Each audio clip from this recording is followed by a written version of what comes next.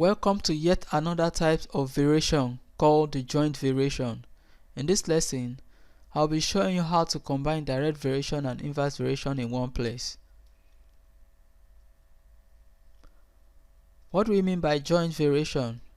Joint variation occurs when the values of a quantity is proportional to two or more quantities. In essence, the variations that are joined together could be direct or inverse variation. For instance, mathematically we can say that we have one direct variation, which is y is directly proportional to d. And we can also say that the same y is inversely proportional to s squared. So if you look at this now, this is the same y, quantity d, and quantity s squared. The same quantity y here is directly proportional to this d, and the same quantity y is inversely proportional to s squared. So this kind of variation is called a joint variation. So that means from here now we can combine them together and just say we have one y, and then combine this d with this 1 over s squared, and we have something like this: y is proportional to d times 1 over s squared. So you know that this d means d over 1. So this d times this 1 that is here, that gives d. So 1 times s squared, that will be s squared. So we have y is proportional to d over s squared. So y is proportional to d over s squared. So from here now we can say we have y equals to kd all over s squared, where k is a constant. And this particular formula that we obtain now is called the connecting formula, the connecting equation, or the connecting relationship. Let's look at the first example under joint variation. If y varies directly as d and inversely as the square of s, if d equals to 30, s equals to 24, and y equals to 1 over 8, find a, the law connecting the variables, b, y when d equals to 5 and s equals to 2. Well, in this question now, the very first thing you need to check out is the statement. Y varies directly as d, that's the first statement, and the second statement is y varies inversely as the square of s. So this type of variation is combining direct variation and inverse variation. So this type of variation is called the joint variation. So let's look at the statement now. The first statement is y varies directly as d. So let's represent that. The second statement says y varies inversely as s squared. So that's y varies inversely as s squared. So we can rewrite like this: y is proportional to 1 over s squared. Okay, the next thing to do now, since it's the same y, let's pick one y, then with the relationship, and then we now say d multiplied by 1 over s squared.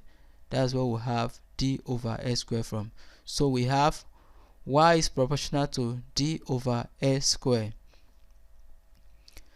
The next thing we now do now is this: we remove this proportional, and then we have y equals to kd over s squared, where the k is a constant. So this is our connecting formula. This is the formula that we use. But before that, before we arrive at the main connecting formula, we need to get the value of k.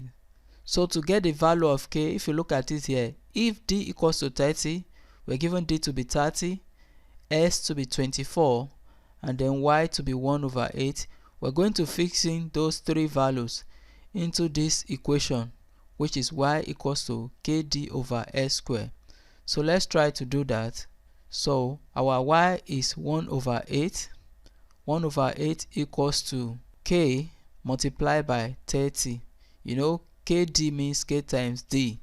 So our d is 30 and our x is 24. So you can see right there. So the next thing will now be we having 1/8 equals to k times 30 will give us 30k, all over 24 square will give us 576. The next thing we'll do now is for us to cross multiply. So we cross multiply, draw the arrow. 18 is multiplying 13k, so 18 times 13k will give us 540k, that's 540k, and then 1 times 576, that will give us 576. The next thing we need to do now is to determine the value of k, and to do that we need to say divide both sides by the coefficient of k. The coefficient of k here is this 540, so we are dividing both sides by 540, and when we do that, it's going to cancel out 540 from the left hand side, and the 540 will now go to the denominator side at the right hand side. So we have 576 divided by 540. Let's use this calculator to do that. 576 divided by 540 equals to enter.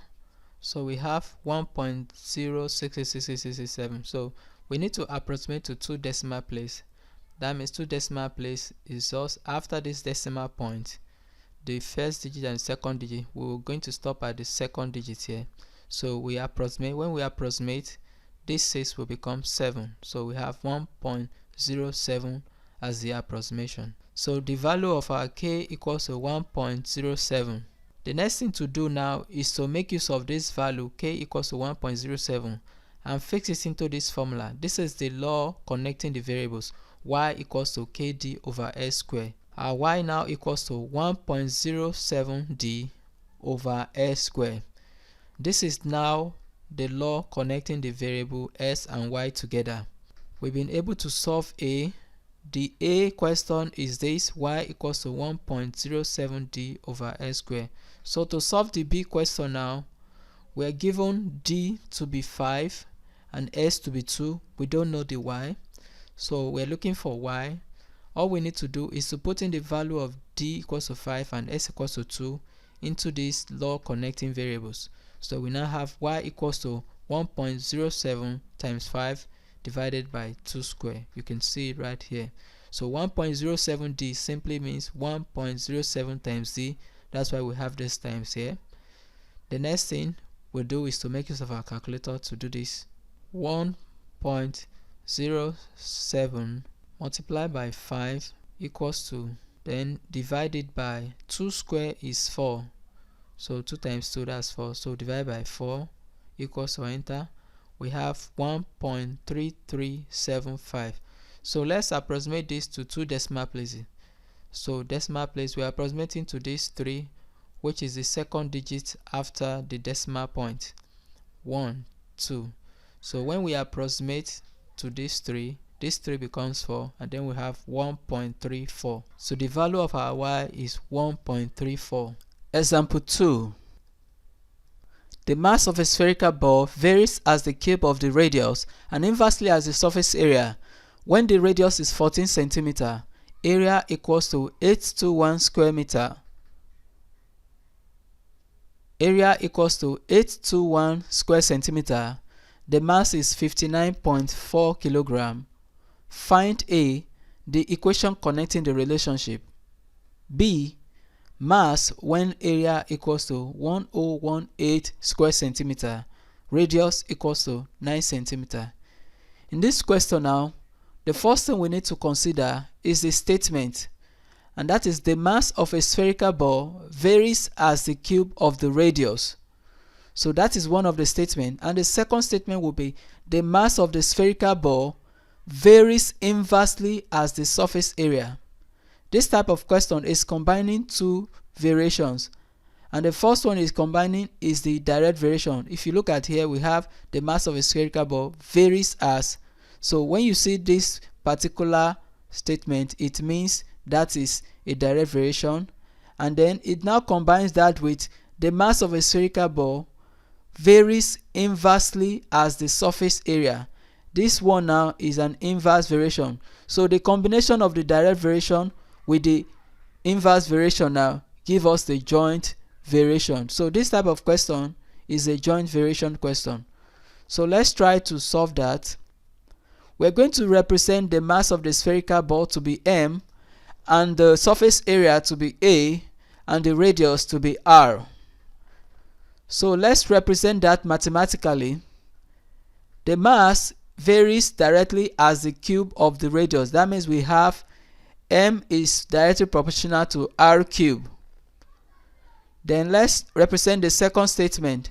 The mass of the spherical ball varies inversely as the surface area. That means m is proportional to 1 over a. This 1 over is the inverse.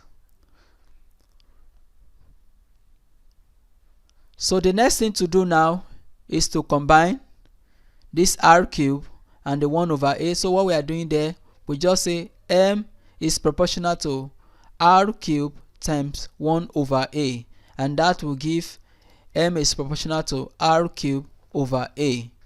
You've got that? So let's remove this proportional sign now, and then we have m equals to kr cube all over a, where a is a constant. So this m equals to kr cube over a will be our equation connecting the relationship. So all we need to do is to determine the value of k, and after getting the value of k, we will put it into this equation for us to determine finally the equation connecting the relationship. So we are given m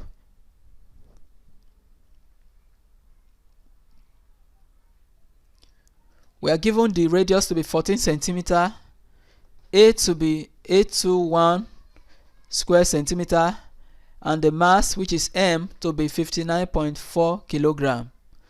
So all we need to do now is to put these values into this equation, which is the connecting equation, and then we have this 59.4. 59.4 over 1 is the same thing as 59.4. Then we have equals to k multiplied by 14 cube over 821. We're fixing the value of the r there that we're given is 14 centimeter, and the a is 821. So the next thing to do is to get the value for 14 cube. Let's use a calculator to do that.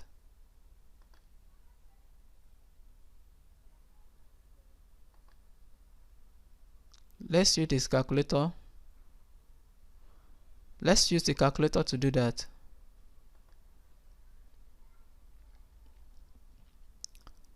(14 raised to power 3). In order to get the raised to power 3, this is the raised to power 3 sign called the exponential. So 14 exponential 3. That is simply mean 14 raised to power 3.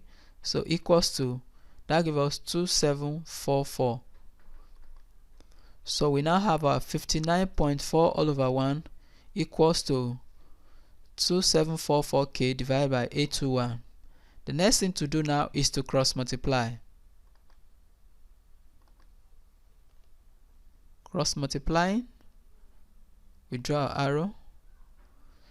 So 1 is multiplying 2744k, and then we have 2744k there equals to, we now have 59.4 is multiplying 821. Using your calculator to do that, it will give 48767.4. So let's use calculator to confirm that. 59.4 multiplied by 821 equals to, enter. You can see that it gives us 48767.4. So the next thing to do after this is to determine the value of our k. In order to get the value of k now, we are going to divide both sides by 2744. That's the coefficient beside k.